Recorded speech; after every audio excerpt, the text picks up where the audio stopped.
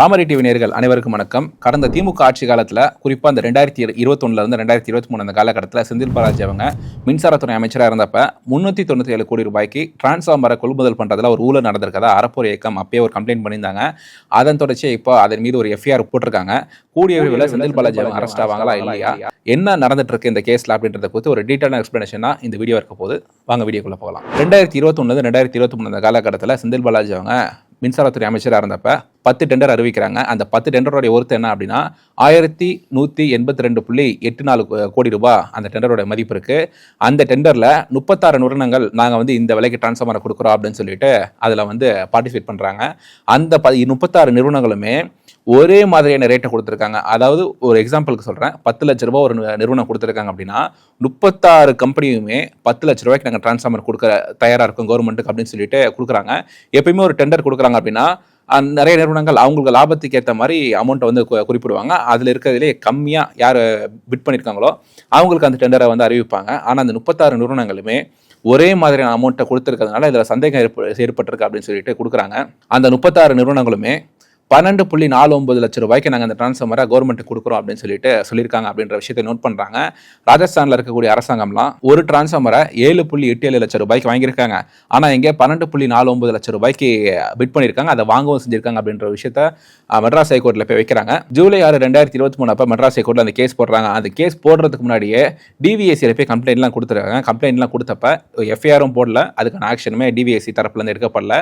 ஏன்னா திமுக ஆட்சியில் தான் இருந்திருக்காங்க. திமுக ஆட்சியில் இருக்கக்கூடிய மின்சாரத்துறை அமைச்சர் செந்தில் பாலாஜி அவங்க மீது அந்த கேஸ் கொடுத்துருக்காங்க. அப்படி எப்படி ஆக்ஷன் எடுப்பாங்க அப்படின்றத மக்களாகிய உங்களுக்கும் தெரிஞ்சிருக்கும்.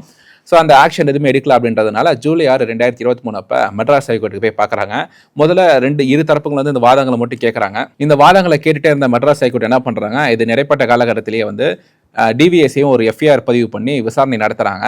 இந்த விசாரணை ரொம்பவே ஆமையோட ரொம்பவே வேகம் ரொம்ப கம்மியாக போகுது அப்படின்ற விஷயத்தெல்லாம் அறப்போர் இயக்கம் குறிப்பிட்றாங்க. இந்த எல்லா விஷயத்தையும் நீதிபதிகள் நோட் பண்ணுறாங்க. நோட் பண்ண உடனே ஜூன் 2025 இந்த கேஸ் சூடுபிடிக்க ஆரம்பிக்குது. அங்கிருந்து அதிகாரிகளை நேரில் ஆஜர்படுத்த சொல்ல ஆரம்பிக்கிறாங்க. அது வரைக்கும் மனு போட்ட தரப்புல இருந்தும் எதிர் தரப்புல இருந்து ஆஜராகி இருக்கக்கூடிய வழக்கறிஞர்கள்ட்ட மட்டும் அந்த கேள்வி கேட்டுட்டு இருந்த நீதிமன்றம் என்ன பண்றாங்க, அதிகாரிகளை நேரில் ஆஜராக சொல்லுங்க, முன்னாள் அமைச்சர் செந்தில் பாலாஜி அவங்களை நேரில் ஆஜராக சொல்லுங்க அப்படின்னு சொல்லிட்டு அமைச்சர் மற்றும் அதிகாரிகளை நேரில் ஆஜராக சொல்றாங்க மெட்ராஸ் ஹைகோர்ட். அங்கதான் அந்த கேஸை சூடுபிடிக்க ஆரம்பிக்குது.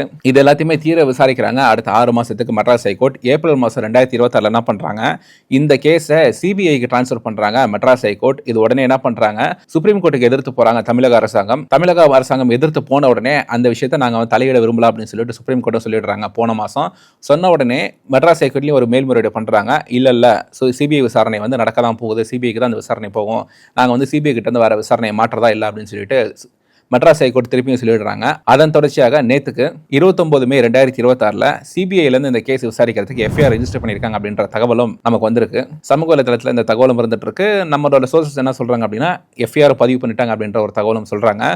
ஸோ கூடிய விரைவில் செந்தில் பாலாஜி அவங்களாக இருக்கட்டும், யாரெல்லாம் அப்போ மின்சாரத்துறையில் அதிகாரிகளாக இருந்தாங்களோ எல்லாருக்குமே சம்மன் அமைச்சு சிபிஐ கூடிய விரைவில் விசாரணை ஆரம்பிக்க போகிறாங்க அப்படின்றது தான் ஒரு விஷயமா நமக்கு கிடச்சிருக்கு. ஸோ இப்போ தமிழக வெற்றி கழகம் தலைமையிலான இந்த தமிழக அரசாங்கம் இருக்காமல் அவங்களும் இந்த ஆதாரங்களாக திரட்டி சிபிஐ கிட்ட கொடுத்து ஒரு வழியாக செந்தில் பாலாஜி அவர்கள் நிரூபிக்கப்பட்டால், இந்த டெண்டரில் முறைகேடு நடந்திருக்கு, அதில் அவர் இன்வால்வ் ஆகியிருக்காங்க அப்படின்னு நிரூபிக்கப்பட்டால், தாவேக அரசாங்கத்துடைய ஒத்துழைப்பும் கிடைச்சது அப்படின்னா செந்தில் பாலாஜி அவர்கள் அரெஸ்ட் ஆகிறதுக்கான நிறைய வாய்ப்பு இருக்குது அப்படின்ற விஷயம் தான் நமக்கு தெரியுது.